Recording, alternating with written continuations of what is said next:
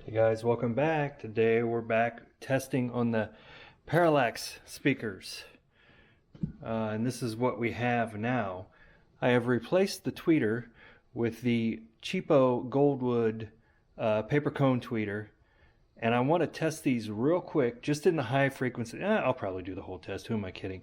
I'm going to run through a whole test. We're going to do a new graph with these new tweeters and see if we hit any more of those high level sounds that we need to hit. So I'm going to get my tester set up. I'm going to put you back on a quick fast forward through this, and then we'll check the graph. Hey, move. Okay, I've got my graph laid out, starting at 20, going all the way to 20K. I've added a few more frequencies in there, just, I don't know, why not, right? Because I can. And I've got my test tone, I'll call it my baseline, 1000 hertz, set to, it goes just above 0 on my sound level meter. So let's go ahead and we'll run through these test tones real quick. I'll do this on a fast forward time lapse type thing, and then we'll go take a look at my plot and see how we are.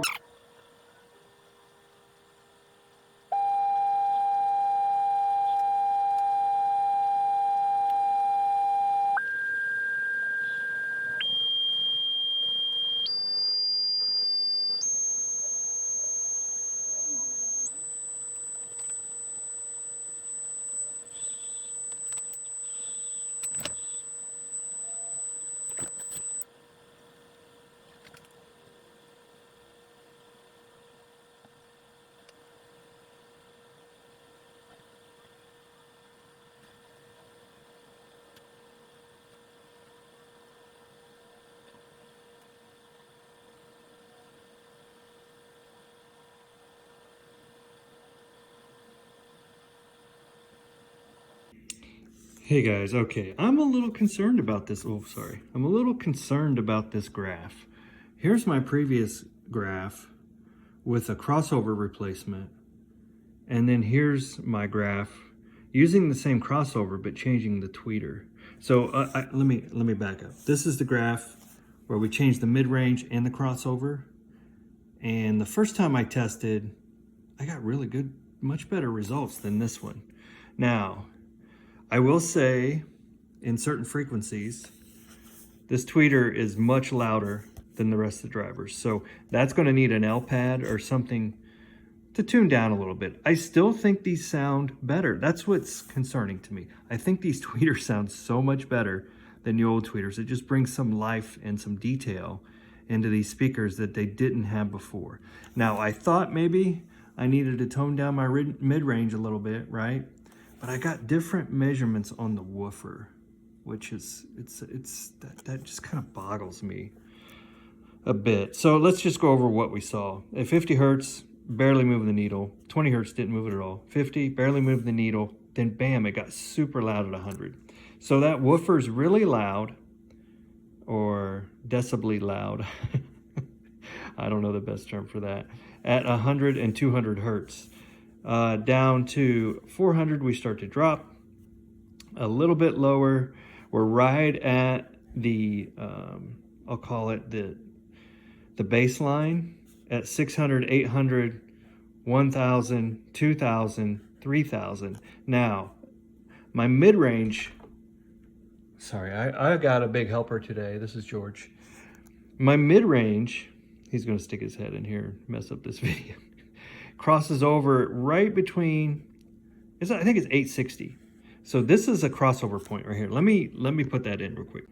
Okay, so here's my crossover points, these dotted vertical lines. So my crossover at the mid-range is right here. So this is the woofer performance, the woofer, I'll call it woofer loudness, right? It falls off. Oh, it really starts to fall off around 400. So that woofer just doesn't go very high, which is kind of expected. I think that's a 12-inch woofer.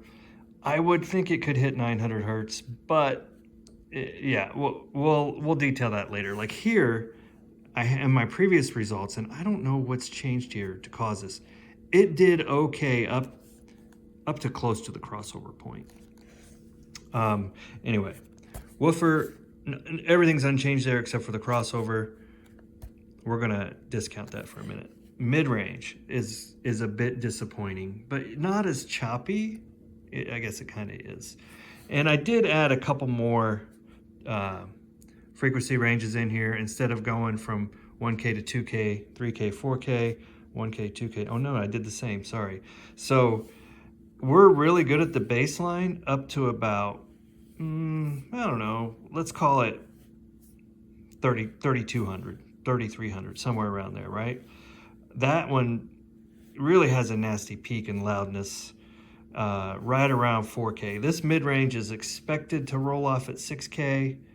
This is my crossover point. Tweeter does really strong up to, what is that, 10K, and then really starts to fall off.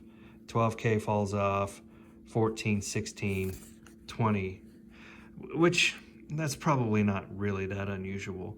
I think this dip here is a problem. This brightness is a problem. Like, I think we would try to fix that with an LPAD. I think this one's probably just a cheap driver, right?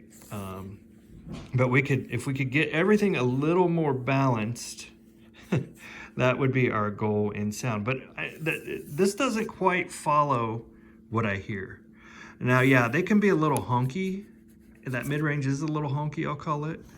But yeah, it's still, I just don't think it's as bad as this graph portrays. So I don't know, maybe I've got an error in my system somewhere.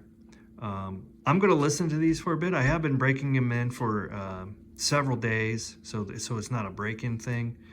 So I'm gonna keep hacking away at this, and I may update more. Now let me show you what's to come.